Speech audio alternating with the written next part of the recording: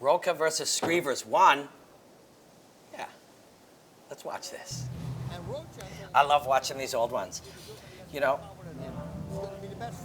everything is nonlinear. Like the way you learn is you gain more information, you get better. Fighting's like this, of course, right? We're seeing these guys. Skrivers is young here. He's very young. Almost like, although he came up a karateka, he was somebody who probably was in boxing gyms a lot around this time, which is not always the best thing in this environment. But you evolve. The more information you gain, the more wisdom you gain, you evolve and become better at what you do. And I love watching these old shows because, you know, our lighting has got better, our camera shooting has got better. This is what it is to create modern art, is you have to go through, and then you've got the shot where it's like suddenly his fist is on fire. That's fun. I don't know why we don't do that anymore. I mean, I do know why, because a certain amount, like people aren't always ready for everything. There's a kick to a body lock. Rocha, even back here, very much rooted in original karate. I know he trains all different kinds of striking martial arts, but he looks like a light on his feet karateka here, kicking from the outside and then back to the body again. But yeah, I love looking at these old things. We learn so much from looking at the past, and you can't be a good artist by only watching what's around right now. It doesn't matter what it is, hip hop, fighting, it doesn't matter. You have to be able to see the cycles of learning and change. And looking back on this fight, Rocha off the pit wall and then bounces back in. You look back at these and you gain a lot of insight, not just into these two and their two fights so far, and there will be more, but into just the art of learning. Skrivers said he's been really So Rocha now, this far into round one, we've seen him, he uses the right kick well in this fight, but he's trying to blitz in behind the rear hand. Oh, the two fists were lit up with like lightning, and the foot had lightning blue on Skrivers' fist and fire red on Rocha's foot. But all those super cool artistic distractions aside, and distractions might not be the right word, you know, it's a car crash of a fight, a little chaotic, you know. You can see they're both trying to fight a particular fight, and the way their two intentions are clashing is very jagged and pointed and Velcro-y, you know? There's a lot of texture in fighting. You can see the texture if you watch it long enough. You feel the colors, and you can almost taste the flavors, and the smells, not good. Incidentally, I don't know if people realize this. I do a lot of post-fight interviews. Nobody's breath smells worse than somebody who's just fought at all, ever. And this one's winding down and they're clinching. When you finish fighting or any type of high pressure, high stress environment, the adrenaline actually causes aluminum to be sort of secreted into your mouth. And aluminum, when it sits there for any length of time, makes you stink, right? So you go and, hi, you know, you had this fantastic fight. Let me ask you, how are you feeling right now? The dragon, and that's nobody's fault. Like that is a biochemical response. One of many biochemical responses to combat is your breath stinks, right? And people feel this in all kinds of pressure environments. So let's look at this again. Red fist, lightning blue fist. Skrivers is closing the distance, lands a couple of big ones.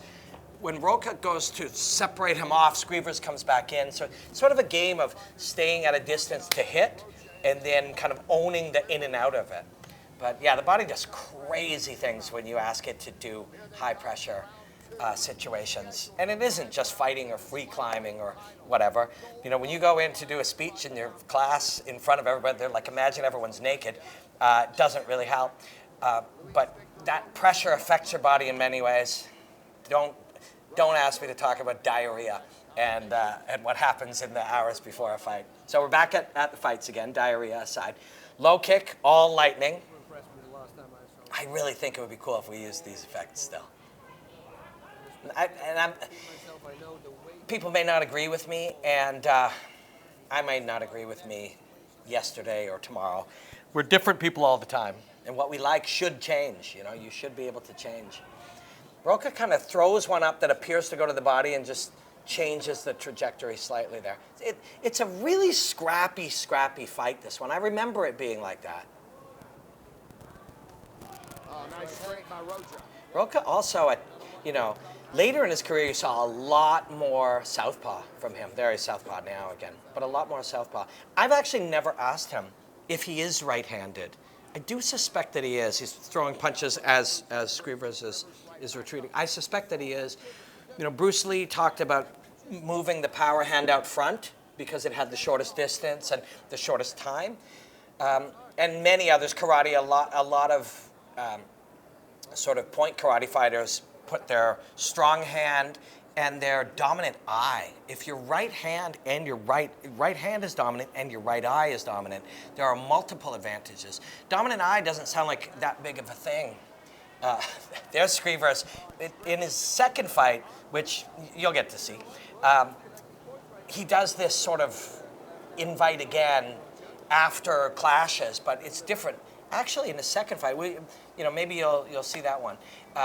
He also covered up too much then. It's interesting when you look back, whether you watch this fight by itself or you watch the two together, there are things that Skrivers is doing today in what feels like a winning fight that he does later. I don't mean to ruin it for you, but perhaps in a not as where Rocha adapts. It's very interesting. But yeah, both guys quite young here. That's one quick land from Skrivers.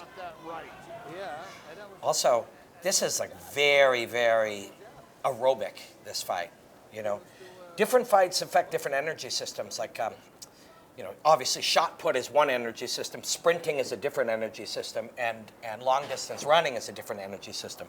These guys are sprinting, but they're doing it like they're long distance runners. It's like a middle distance, like a 1600, where they're exerting hard and they're not braking to recover. They're not braking to recover. Fly landed on my nose. I don't know if you caught that.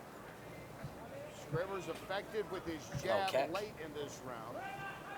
And I wonder after 2 rounds who thought who was winning here. Skrivers, you see the cleanest shots. I mean, when you got lightning, literally like shooting, that's an effect, right? Is that an effect? Or is that real? Like, does that guy actually have lightning? Going into this last round, if you're Skrivers, I think you won both rounds. We'd have to look back, but I suspect that he had won both rounds, and he certainly believed it. So if you were Luis, you would, you know what's up, right? This is a very common thing you'll see when you're hanging out with your friends or you're like in a restaurant watching fights. People are like, he's got to go for it, bro. He's got to go for it now. He's got to go for broke. It's like, this is the crazy thing is people don't realize, he's got to go for the finish. Like, most people are actually going for the finish all fight long. Like, it's not like you're holding most of it back and just kind of sort of fighting. Like, they're fighting to finish the other guy. Going for broke, if you interpret that as meaning just go crazy, well, you're going to be unconscious. Like, there are limitations to how much you can just go full offense because to deploy, like here on the inside, Rocha, I don't know which one it is because I've heard Luis say both. Luis has said both. But as he goes in, Skrivers is throwing to the body. But most fighters at all times are looking to land one finishing shot or hurt you enough to then pile it on you and finish you. So this phantom idea that, now you got to go for it. It's like, what do you think I've been doing all fight? Luis also, something I'm just about to say we don't see as much later in his career, but I don't know if I necessarily agree with that. I was about to say Luis is slowing down here, but later in his career we didn't see that, but actually we have seen that. We have. But how you manage that is actually a very, very valid question. When you take a guy who can win a fight quickly if he redlines himself, and sometimes doesn't get it done and then slows down. Do you change that guy and take away that ability to end a fight quickly by redlining himself and turn him into a 3 or a 5 round fighter? That's, Vitor Belfort, that was a question for him his entire career and many other fighters. Do we improve you by making you worse in other areas, in other sort of strategic and tactical areas? In round 3, you're always like, you should have some energy, bro. But in rounds, oh, geez, those lightning hands are. That's a nice shot too. This is where you're starting to see the whole karate combat presentation and packaging and team come together. That shot right there, where you can see very clearly where Bear Slayer is slaying some pit bulls. I mean, it sort of works, right? If you can kill bears, you'd think you can kill pit bulls. But here you see Luis fatiguing. That is not because his cardio is bad. That's just a narrative. If anybody exerts the fittest, but as he starts to fatigue here, you can see the difference. The fittest human being on planet Earth, if you fill their backpack full of rocks and get them to sprint as hard as they can at 100%, they will fatigue. Fatigue is a function, oh geez, that is a hard ass finish. That is a rough finish. There was 30 seconds left, and it wasn't that he got so fatigued that he couldn't continue. It was that he got so fatigued that the difference between one man's ability to fight now and the other started to gap. And Skrivers could sense it, and he had more. And if you think you got enough energy to hurt somebody, but then you feel them get tired, that builds you up more too, right? Like you feel sort of, invigorated, been galvanized, and suddenly, that's what happens when those two things, when one guy is fading from his own hard work, he didn't do anything wrong, there's enough bad cardio, bro. It's a function of how you use your energy, not how much energy you have. Energy is a limited but renewable resource, limited to everyone, right? The fittest guy in the world, the king of cardio, he's still fighting, and he's still countering with his flaming fists, but he's getting touched up. Whoever you call the king of cardio, they can get burnt if they burn it. It's a management of it, not a quantity of it, not how much you have. It's how well you manage it. And sometimes these exchanges are really rough here. I've been in that situation. Just catches him. And Backs up, catches it. That's a rough one too. Now you're backing up. You're still trying to strike. Couple in the body. Oh, geez, shuts him right down. And then the hook to the head. But yeah, bink. The liver, not even a clean liver, just a general abdomen which compresses the floating rib, and maybe it touches the liver, maybe it causes the diaphragm to empty, but when you're already tired and that, you hear this, and sometimes people pit side will hear, or cage side, or ring side, or whatever fighting environment they're in, they'll hear, and it's the sound of the body like literally emptying itself of oxygen and air, and you can't, and then you want to breathe it back in, but it won't work, so it's out, but it won't come back in. You'll see it right here. Oof. Yeah. You see, I've used this analogy before. Jeez, it's a bad one. But my friend Joe Lozon actually told me this analogy. It's like a poison arrow. The arrow hurts, but it is the poison that kills you, right? It's the same thing. You get hurt to the body, but the poison that is secreted from your own internal organs is what shuts you down. You're hurt, and you're shut down. You're not shut down because you're hurt.